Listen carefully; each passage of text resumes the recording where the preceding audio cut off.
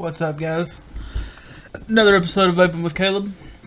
Tonight we're going to be taking a look at two products. The Asmodus Minikin Reborn.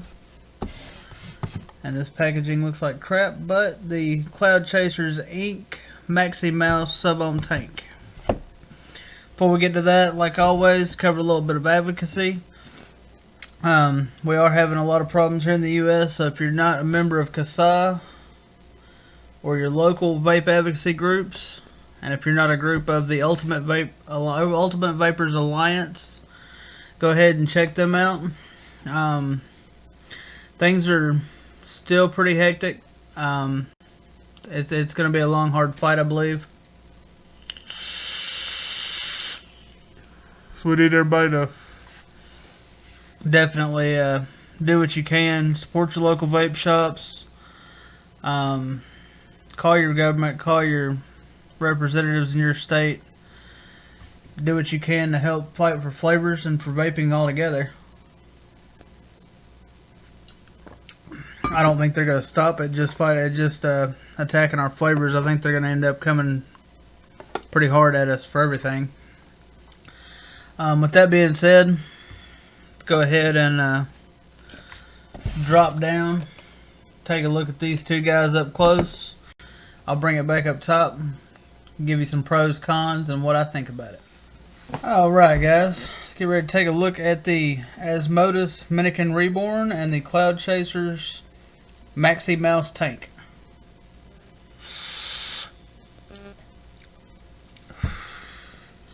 First up, we'll take a look at the Asmodus. Let's see. Packaging. Scratch and sniff sticker. On the back you have your warning, basic info. Open it up, got your mud.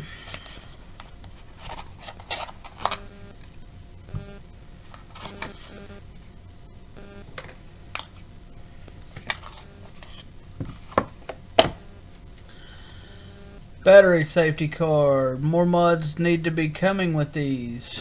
Love seeing that. Got your warranty paperwork. Different warranty centers in different countries. Then you have your normal stretch out owner's manual. Take a look at the mod. We have venting on the bottom. Type-C charger port for upgrade only. Touchscreen. And nice clicky button. We also have a nice spring-loaded 510 pin. We open the box up. This is your traditional C-frame type of mod. There's your charger cable for firmware updates. You have static and spring loaded. Very nice design. Two heavy magnets on the back side. Let's go ahead and pop some batteries in. Got a positive and negative. They're not very clearly marked on this mod. Should definitely be in white.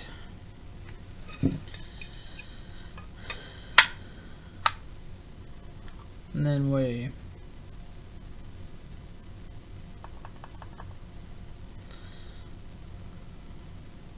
married batteries, yes. See if I can adjust that screen a little bit, guys. A little bit better. So we can zoom on in. Alright. So that is your home screen. Do have your wattage, battery, resistance, output voltage, puff counter, puff time, and mode. You do have up, down, When you go into power, if you go into power mode, you do have curve and regular wattage. And when you hit wattage, it will give you a soft, normal, or hard setting. I'm not going to spend too much time on this, guys. The Ultroner video, I went in detail on this. It does have your normal temperature control settings. Do have your 3 lock settings, puff recount or puff reset, and your brightness. This screen is pretty bright. Go back to 1. Check atomizer.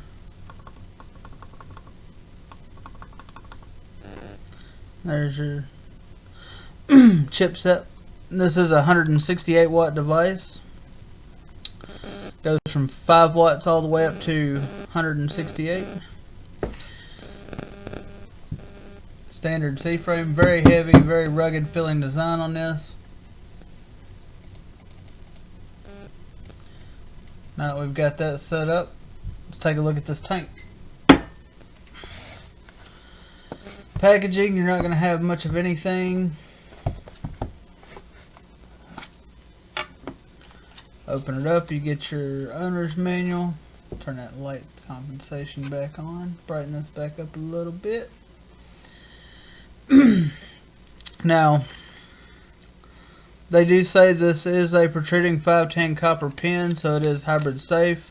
This is a Subohm tank, guys, with a pre-made coil, so I don't know how much I trust that. Let's go ahead and got a spare coil, O-rings, extra Delrin insulator or peak insulator, and 510 pin, something you don't see every day. We do have a spare glass, and this packaging is not cooperating, guys. This does have a proprietary built-in drip tip, so it does come with a 510 pin or 510 cap top. Go ahead and set this to the side.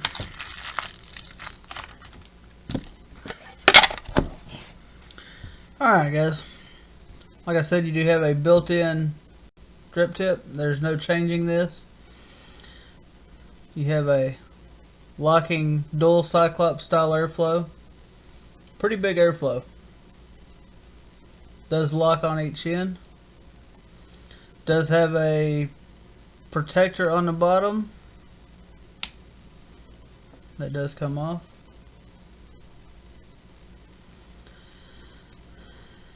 And there's that protruding 510. Still don't know how big on that I am.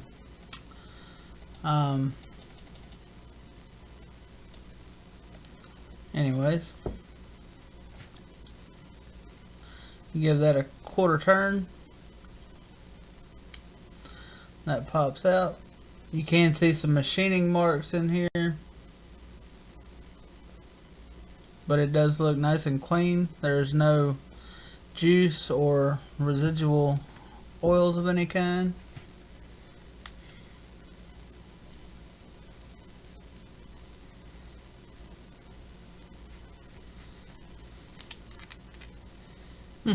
Coil came out with the barrel.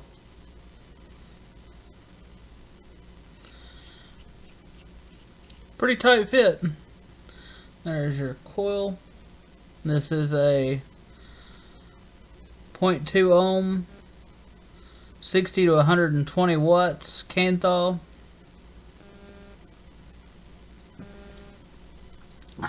Do have some light, very light doming inside the chimney.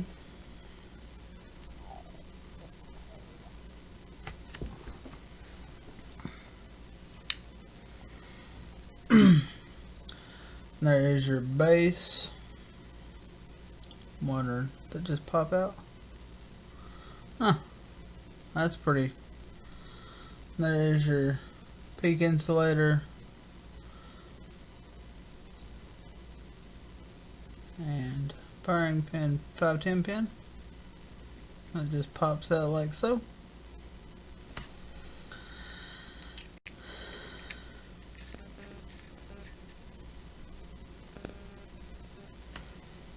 This tank does hold 7.5 mLs of juice.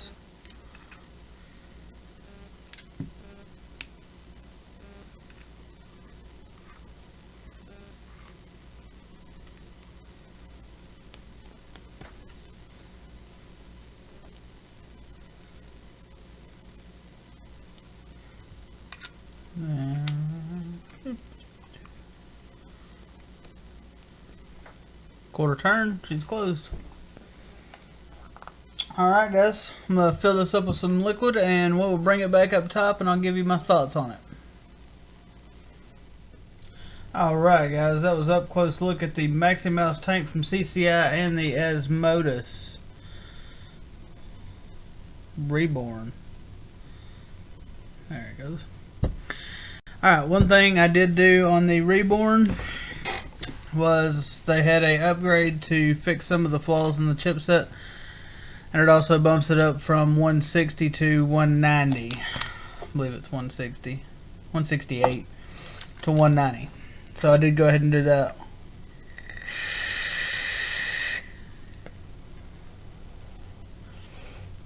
Go ahead and talk about the Maximaus first. This tank is loud.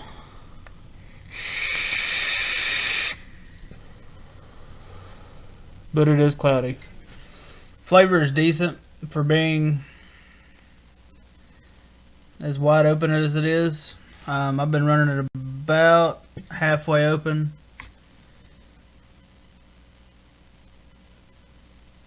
Close to half. At 80 watts.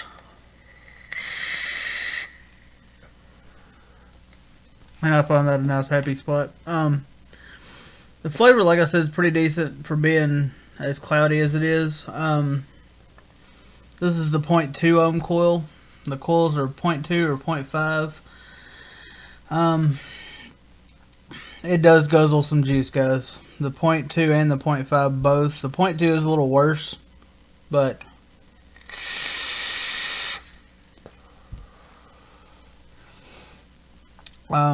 I love the filling method. It doesn't ever seem to come open in my pocket or leak either. So for what it is, and they do say it is hybrid safe, which I'm still not really 100% on. It is a Subohm tank after all, and you're not supposed to use Subohm on a hybrid mod, but they do say it's hybrid safe. That being said, the coils kind of seem to burn through fairly quick on this mod. On this tank, rather. Coils are $21.99 for a 5-pack. And they have those on cloudycollabs.com, and that's the only website that I could find the coils for. So with that being said, I mean, it's an expensive tank to run.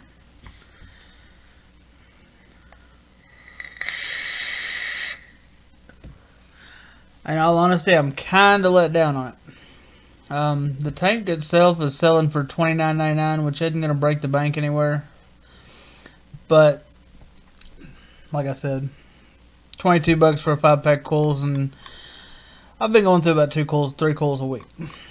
So, that's kind of a downside. Onto the mod. It's another great product from Asmodus. Like I said, I did the upgrade to where it's 190 watt, and they fixed some flaws that they said they had in the original firmware.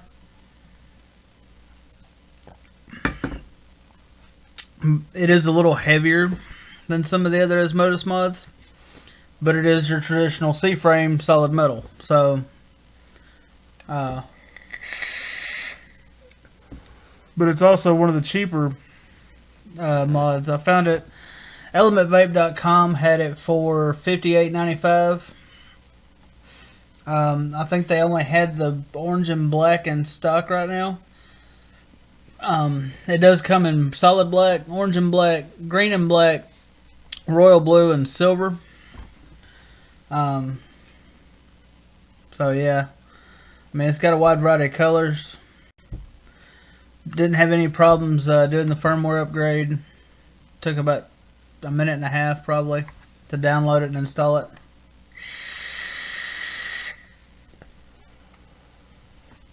That being said, the mod I would definitely recommend. Definitely heavy. It feels really well built.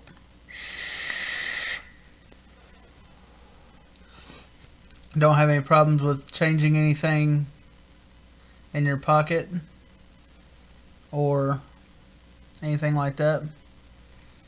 It's always a plus. Screen works flawlessly. I've had no problems navigating settings and as you can tell,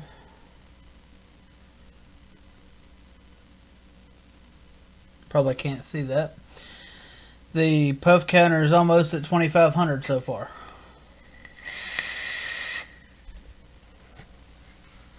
So it's definitely been getting its use. Another great product from Asmodus, the CCI. It feels like a really well built tank. Had no problems with leaking or anything like that. The coils are hard to find and they're a little on the pricey side for as quick as they burn out. That about covers it, guys. Y'all have a great night. Keep it cloudy.